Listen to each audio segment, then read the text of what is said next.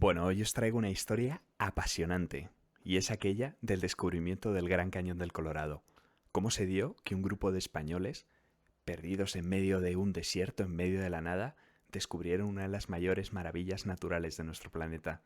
Hoy vamos a verlo, y no solo eso, he conseguido leer literalmente la crónica original que dejaron por escrito aquellos exploradores, con lo cual lo vamos a ver, lo vamos a leer con sus propias palabras, lo que vivieron y lo que vieron. Nuestra historia comienza precisamente aquí, en España, en el siglo VIII, y es que con la invasión musulmana habría surgido una curiosa leyenda que hablaba de cómo 7 obispos, buscando refugiarse de los moros, habrían navegado hacia el oeste, hacia una tierra lejana y extraña, y allí habrían fundado 7 grandes ciudades, tremendamente prósperas.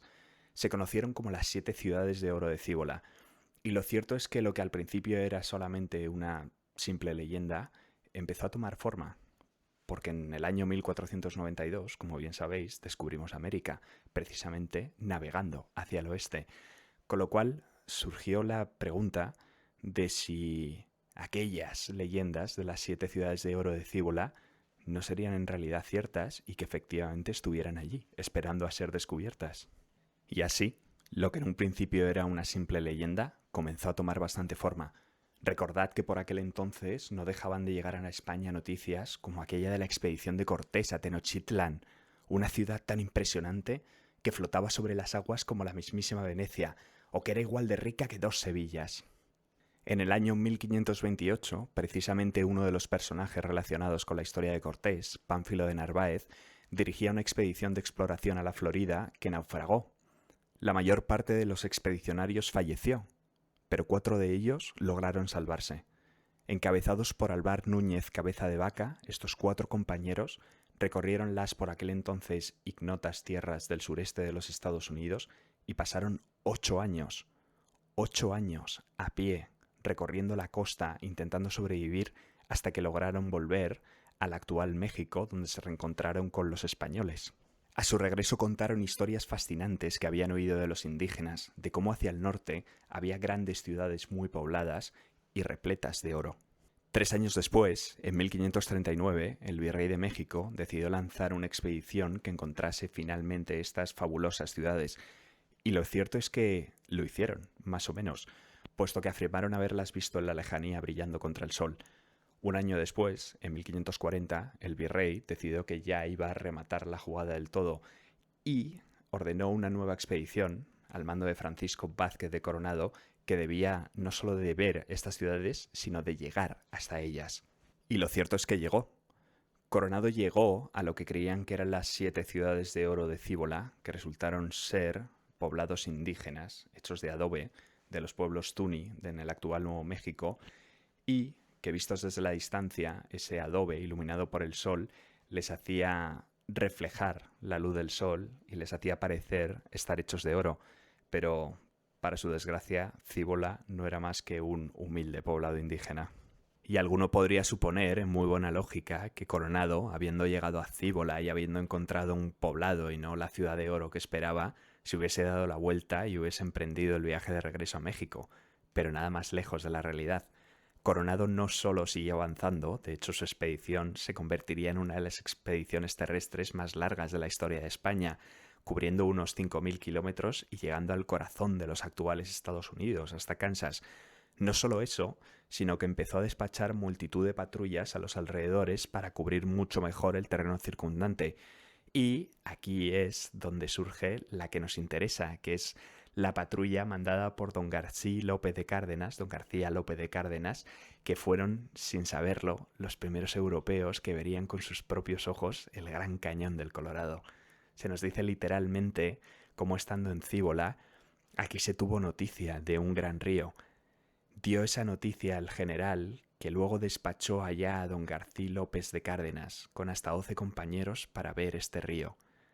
Pues como hubieron andado 20 jornadas, llegaron a las barrancas del río, que puestos al vado de ellas, parecía al otro bordo que había más de 3 o 4 leguas por el aire.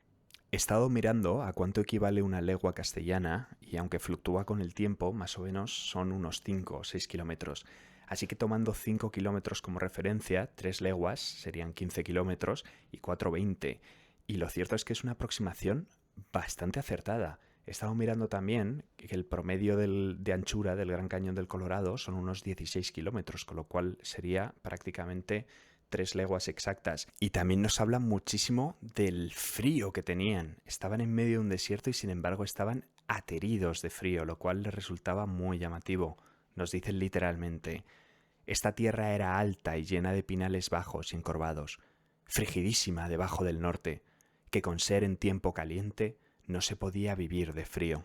Y llegados a este punto, se disponen a bajar el cañón. O sea, imaginad la situación. Una docena de conquistadores españoles, en el fin del mundo, literalmente, con sus armas y armaduras, muertos de frío, viendo un cañón de 16 kilómetros de ancho, y se disponen a bajarlo. Desde luego no sería empresa fácil y rápidamente se tornarían imposible. Así se nos cuenta. En esta barranca estuvieron 3 días buscando la bajada para el río, que parecía de lo alto tendría una brazada de travesía el agua, y por la noticia de los indios tendría media lengua de ancho. Fue la bajada cosa imposible, porque a cabo de esos 3 días, pareciéndoles una parte la menos dificultosa, se pusieron a bajar, por más ligeros, el capitán Melgosa y un Juan Galeras y otro compañero. Y tardaron bajando a vista de ellos de los de arriba hasta que los perdieron de vista los bultos, que el viso no los alcanzaba a ver. Y volvieron a hora de las 4 de la tarde, que no pudieron acabar de bajar por grandes dificultades que hallaron, porque lo que arriba parecía fácil, no lo era, antes muy áspero y agro. Dijeron que habían bajado la tercia parte, y que desde donde llegaron parecía el río muy grande, y que conforme a lo que vieron, era verdad tener la anchura que los indios decían. Y fijaos la parte que viene ahora porque es que me encanta. Claro, ellos no se hacen realmente idea de las proporciones de lo que ven hasta que se acercan. Y en este caso hay unos peñascos desgarrados del barranco que les parecen desde arriba que tienen el tamaño de un hombre, el estado de un hombre, como dicen literalmente. Y sin embargo, cuando se acercan, descubren que son más grandes que la Giralda de Sevilla. Aunque aquí no la llaman así, sino la llaman la Torre Mayor de Sevilla. Y así nos lo cuentan. De lo alto determinaban unos peñalcillos desgarrados de la barranca. A el parecer, de un estado de hombre. Juran los que bajaron que llegaron a ellos que eran mayores que la Torre Mayor de Sevilla. No caminaron más arrimados a la barranca del río porque no había agua, y hasta allí cada día se desviaban sobre la tarde 1 legua o 2 la tierra adentro en busca de las aguas. Bueno, y fijaos lo que nos acaban de contar. Nos acaban de decir cómo tenían que desviarse en busca de agua varias leguas tierra adentro porque no podían bajar a la del propio río Colorado. Entonces, esta parte final está todo esto muy relacionado porque hay 2 extractos más que os quiero leer.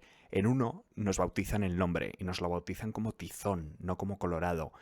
Y es que en origen se llamaba así, el río Tizón, pero pasaron más de 200 años hasta que los españoles volvimos a pisar esas zonas, ya que eran unas zonas muy áridas.